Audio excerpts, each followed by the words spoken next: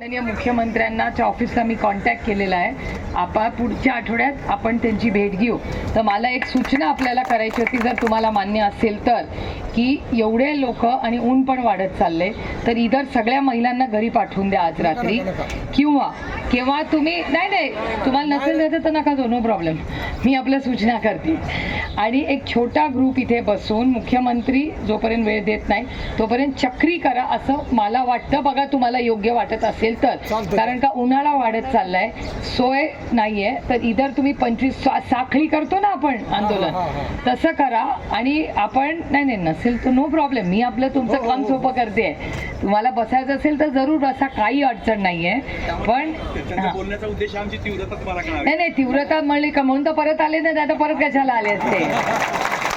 मला तीव्रता कळलीच म्हणून आले. आणि मला काय डिस्टर्बिंग वाटलं, त्या महिलेचा पाय बघून मी घाबरले. तुम्हाला न्यायला ते आले होते गेटवर आणि तुम्ही गाडी ते पडले कुठे, पण एवढं डीप कसं झालं. पण तुम्ही बघितलं का किती डीप होतं ते. एकदम जोरात पडले ना, पूर्ण ताकदीने पडले. बापरे, प्लीज माझी विनंती आहे, कुणालाही घ्यायला जाऊ नका, शांत राहा. असं परत आपल्याला टेन्शन नकोय बाबा. आधीच आपल्याला एवढं काम आहे. मॅडम काय जॉब नाही आपण करू इथे, पण उन्हाळा वाढत चाललाय म्हणून बघा कसं काय करायचं तुमचं. पण आपण असं करू, मुख्यमंत्र्यांना वेळ मागितलेली आहे. आपण तुमचं एक पत्र आहे का मुख्यमंत्र्यांना, मला त्याची कॉपी हवी होती. खरं मी त्याच्यासाठी आले, म्हटलं तुम्हाला भेटते, त्याची कॉपी पण घेते तुमच्याकडून. कारण का ती आजच्या आज माननीय मुख्यमंत्र्यांना मी ट्विटरच्या माध्यमातून आणि घरी त्यांच्या डिलिव्हर करते. काय होतं, ट्विटरनी पाठवलं तर म्हणता येत नाही की मी पाहिलं नाही. त्याच्यामुळे त्यांच्या ऑफिसला रेकॉर्ड होईल, त्यांच्या ऑफिसला पण रेकॉर्ड होईल. ट्विटर करून आपण पोचून देऊ त्यांना वेळही मी मागितली आहे. त्यांचे जे पी आहेत त्यांना रिक्वेस्ट टाकलेली आहे की बाबा हे असे आंदोलन जर माननीय मुख्यमंत्र्यांना शक्य नसेल तर त्यांच्या वतीने कोणीतरी येऊन आपल्या लोकांची चर्चा करावी अशी मी रिक्वेस्ट त्यांना केली आहे. पण सरकारने काहीतरी यंत्रणा लावली पाहिजे. आता बघूया काय म्हणतात. मला तुमची काळजी काय, उन्हाळा वाढत चाललाय म्हणून. आणि इथे काय प्रश्न, 31 दिवस झाले. पण आपण असं करू, रोज इथे आपल्या पण वतीने आपला तो सचिन नरकर आहे ना, सचिनला सांगा रोज सकाळी येऊन सगळ्यांवर चेकिंग करायचं की सगळं ठीक आहे ना. आणि कधी आता मुख्यमंत्री नागपूरला वगैरे जाणार आहेत तर त्यांच्याबरोबर आपण हे सगळं कोऑर्डिनेट करू. माझी एवढीच विनंती आहे की स्वतःची काळजी घ्या. उन्हाळा वाढत चाललाय, मी समजू शकते तुमचा प्रॉब्लेम, पण काळजी घ्या प्लीज. हां हो महिला म्हणून सांगते, आम्ही जोपर्यंत कायम होणार नाही तोपर्यंत आम्ही हे मैदान सोडणार नाही. मान्य नाही मला तुम्ही म्हणते पूर्ण मान्य. मला तुमची चिंता आहे, त्याचीच काळजी आहे, बाकी काय नाही. डोळ्यामध्ये जर प्रत्येकाच्या बघितले, प्रत्येकाच्या डोळ्यामध्ये अश्रू आहे. 25 वर्ष मॅडम.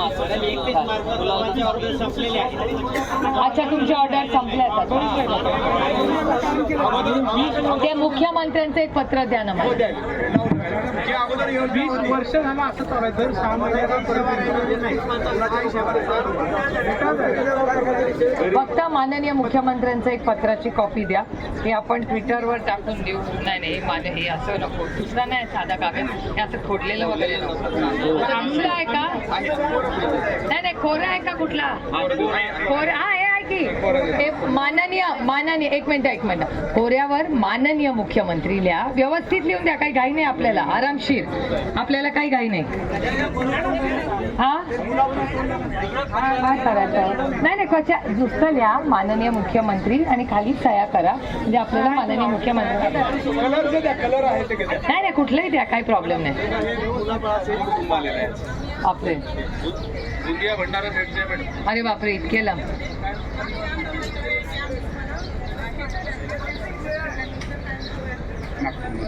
डोंट वरी, आपण मार्ग काढू. आता आपण हे बघा, आपण विनंती प्रेमाने करूया. आपल्याला याच्यात राजकारण आणायचं नाही, आपल्याला घरगुती म्हणून काम करायचंय. आपण इथे, मी तुमची भगिनी म्हणून आले, मी काय पक्ष म्हणून आले, मी तुमची भगिनी म्हणून आज इथे आले. आपल्याला प्रेमाने सन्मानाने मार्ग काढायचा आहे. मॅडम, आमच्या पहिल्या आठवड्यात बसलो आम्ही, पूर्ण 11 आठवडा बसल्यानंतर आमचा अहवाल सीएम साहेबांपर्यंत नुसता पोहोचला मॅडम. आणि तिथून नंतर त्याच्यावर कुठलीही कार्यवाही झाली नाही. दुसऱ्या आठवड्यामध्ये आम्ही भेट देऊन पुन्हा पाठपुरावा केल्यानंतर तो अहवाल साहेबांनी शिक्षण मंत्र्यांकडे पाठवला. शिक्षण मंत्र्यांकडे तिथं जाऊन आम्ही चर्चा केली तेव्हा त्यांनी काय केलं काही झालं म्हणजे आम्हाला मुख्यमंत्री साहेबांनी घेतलेला होता अहवाल तो अहवालावर त्यांनी काहीही प्रतिक्रिया दिलेली नाही किंवा कुठली सही पण केलेली नाही. अहवालचा केला कोणी अहवाल अभ्यास समितीचे संतोष कुमार साहेब होते. 4 आपले महसूल विभागाचे, वित्त विभागाचे सचिव होते आणि आपले 4 आमदार अभ्यंकर साहेब विचारायचे असतील तर कुणाला फोन करता येईल? एक नंबर द्या ना माझ्या. ट्विटर करताना माझा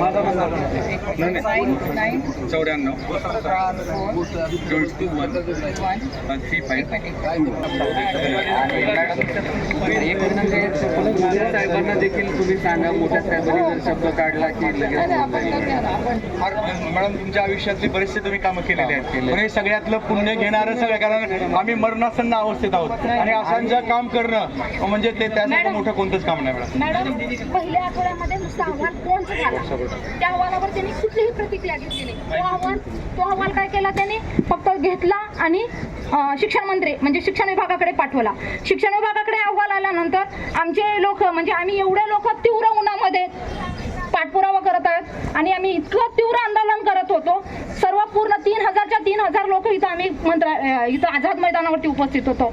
मग आमचे काही म्हणजे समिती आमची जी समिती नेमलेली आहे त्या समितीमधले सर्व लोक म्हणजे भेटायला शिष्टमंडळांना भेटायला बोलवलं. आम्ही पाठपुरावा करत राहिलो. त्या पाठपुराव्यामध्ये पण विचारल्यानंतर म्हणलं सीएम साहेबांनी अहवाल घेतला होता आणि तो शिक्षण विभागाकडे पाठवलेला आहे, त्याच्यावरती ती कुठलीच प्रतिक्रिया दिलेली नाही म्हणजे. मग ती प्रतिक्रिया दिलेली नाही. त्यामध्ये तो 1 आठवडा गेला मॅडम आणि नंतर दुसऱ्या सोमवारी जाऊन म्हणजे भेट झाली. सीएम साहेबांची भेट झाली नाही. नंतर मंगळवारी जाऊन दुसऱ्या आठवड्यामध्ये भेट झाली. भेट घेतल्यानंतर सीएम साहेबांनी स्वतः म्हणजे 9 वाजता भेटले आमचे शिष्टमंडळ आणि तेव्हा साहेबांनी म्हटले की बघू तुमचा विषय माझ्या लक्षात आहे, मी त्याच्यावरती काम करतो असं त्यांनी बोलले. त्यानंतर पण त्याच्यावर कुठलीही कार्यवाही झाली नाही. पुन्हा तसं बोलल्यानंतर मग नंतर मॅडम नंतर सही त्याच्यावरती झाली आणि पुन्हा ती शिक्षण विभागाकडे आली. शिक्षण मंत्री साहेबांनी म्हणले की साहेबांनी फक्त सही केली आहे पण नेमकं काय करा म्हणजे त्यामध्ये 2 शिफारसी दिलेल्या आहेत तर अ आणि ब. तर त्या कोणत्या शिफारशीवरती काम करायचं हे कुठलं साहेबांनी काहीच म्हणजे सांगितलेलं नाही, रिमार्क केलेलं नाही. मग आम्ही कसे काय करणार म्हणजे तिथे हे कोणी सांगितलं? हे शिक्षण विभागातले ते प्रशासकीय यंत्रणा त्यांनी सांगितलं. त्यानंतर परत आम्ही पाठपुरावा केल्यानंतर परत आणि साहेबांना भेटलं सीएम साहेबांचे म्हणजे बरेचसे म्हात्रे साहेबांचे आदरणीय म्हात्रे साहेब, अभ्यंकर साहेब यांच्या थ्रू आम्ही भेटी दिल्या. धोंडे साहेब, माननीय धोंडे साहेब यांच्या थ्रू आम्ही म्हणजे पाठपुरावा केला. त्यानंतर करतो तुमचा काम बरं करतो असे आश्वासन दिले. म्हणजे विधानसभेमध्ये बरेचसे आमदार आदरणीय आमदार महोदयांनी हा विषय आमचा तिथं मांडलेला आहे. तिथं पण काही केलेलं नाही मॅडम. तुम्ही म्हणताय नाही मॅडम आता पुढचा विषय आहे. एकच मिनिट. बंजारा समाजाच्या लोकांना काय ते पोलीस त्यांना उठवतील. तुम्ही माझ्यावरच चला. हा बोला तुम्ही. नाही आता सगळा विषय संपलेला आहे, समजलेला आहे. धन्यवाद मॅडम.